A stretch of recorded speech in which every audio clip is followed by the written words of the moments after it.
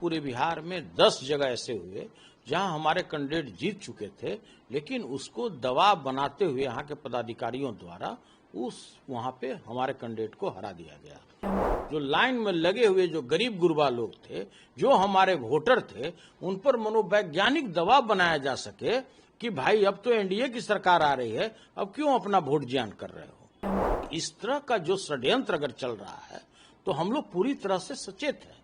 इस बार बिहार की जनता भी सचेत है और जवाब देने के लिए भी तैयार है।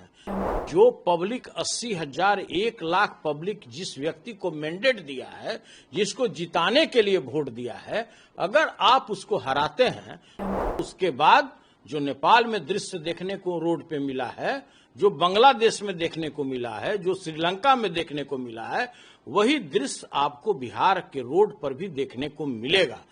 एनडीए को तो सभी लोग जानते हैं, 15 लाख सभी के खाते में पता नहीं आए कि नहीं आए।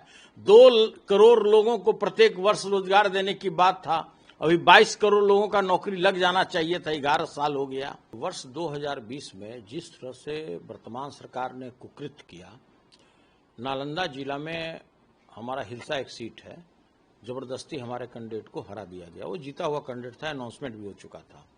उसी तरह से भोरे में भी हमारे कैंडिडेट जीत चुके थे, उसको जबरदस्ती हरा दिया गया।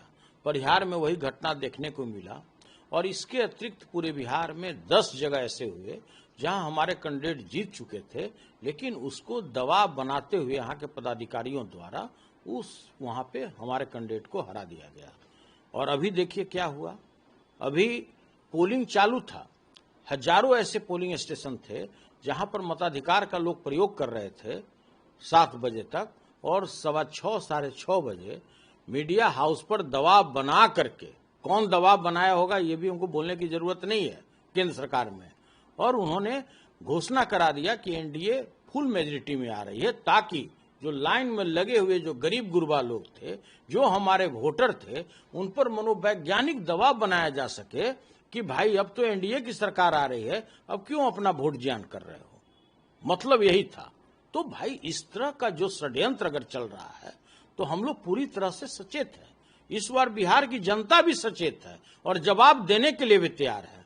इसलिए मैंने सभी जो हमारे काउंटिंग से जुड़े हुए हमारे पदाधिकारी हैं, उनसे बड़ी विनम्रता के साथ मैंने हाथ जोड़ करके विनती की है कि आप ईमानदार हैं कि बेईमान हैं, अब इसके हम गहराई में नहीं जाना चाहते हैं। सभी पदाधिकारी बेईमान नहीं हैं, 20, 22, 25% ऐसे ही पदाधिकारी हैं जो उसमें ईमानदार हैं, लेकिन जो गलत ढंग से जो पोस्टिंग पाए अभी चुनाव के जस्ट पहले, और उनको रिटर्निंग अफसर इस कार्य के लिए ही बनाया गया कि आप जो हमारे टायर्ड और रिटायर्ड अफसर हैं उनके कहने पर आप काम कीजिएगा।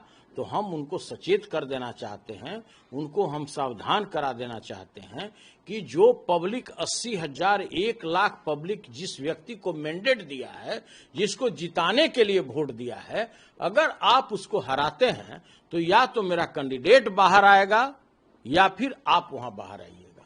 और आपको उसके बाद जो नेपाल में दृश्य देखने को रोड पे मिला है, जो बांग्लादेश में देखने को मिला है, जो श्रीलंका में देखने को मिला है, वही दृश्य आपको बिहार के रोड पर भी देखने को मिलेगा। और आम जनता, आम पब्लिक, आम आवाम के लोग आपको रोड पर उतरे हुए दिखेंगे। तो भाई हम यही विनती करना चाहते हैं आपके माध्यम से सभी वो ईमानदार और बेईमान अफसरों को कि भाई आप दूध का दूध और पानी का पानी कीजिए। आप किसी के कहने पर गुमराह मत होइए। आपके भी परिवार हैं, आपके भी बाल बच्चे हैं, आपके भी परिजन हैं। तो भाई आप इतनी बड़ी गलती मत कीजिए जो वर्ष 2020 में कुछ पदाधिकारियों ने किया है, जीते हुए कैंडिडेट को हरा दिया। तो हम लोग बिल्कुल इसके लिए सचेत हैं और हम आप लोगों से भी आग्रह करते हैं कि आप कोई वैसा काम नहीं कीजिए जो जनमानस के विरोध में हो, जिसको जनता कबूल नहीं कर रही है। आज बिहार के लोग आज बेरोजगारी के विरुद्ध में वोट दिए हैं, पलायन के विरुद्ध में वोट दिए हैं, जो व्याप्त भ्रष्टाचार है प्रत्येक ब्लॉक में, प्रत्येक अनुमंडल में, जहां मृत्यु प्रमाण पत्र लेने के लिए भी रिश्वत देने पड़ते हैं, उसके विरुद्ध में लोगों ने वोट किया है। 72 से 75 लाख नए लोगों ने वोट किया है, युवा वर्ग ने वोट किया है, वो अपने रोजगार के लिए वोट किया है। जो हमारे लीडर आदरणीय तेजस्वी यादव जी का जो विजन है कि हम किसानों के लिए ये काम करेंगे, महिलाओं के लिए करेंगे, युवाओं के लिए करेंगे, और वैसे बेरोजगार लोग जिस प्रत्येक परिवार में हम सरकारी नौकरी देंगे, लोग इसके लिए बढ़ चढ़कर वोट किए हैं। आज तक के इतिहास में कभी भी 69% वोट पोल नहीं हुआ है, पहली बार पोल हुआ है। तो कहीं सुने हैं क्या कि भ्रष्टाचारी को बढ़ावा देने के लिए लोग वोट किया हो, पलायन को बढ़ाने के लिए लोग वोट दिया हो, जो बेरोजगारी है उसको बढ़ाने के लिए वोट दिया हो? और एनडीए को तो सभी लोग जानते हैं, 15 लाख सभी के खाते में पता नहीं आए कि नहीं आए।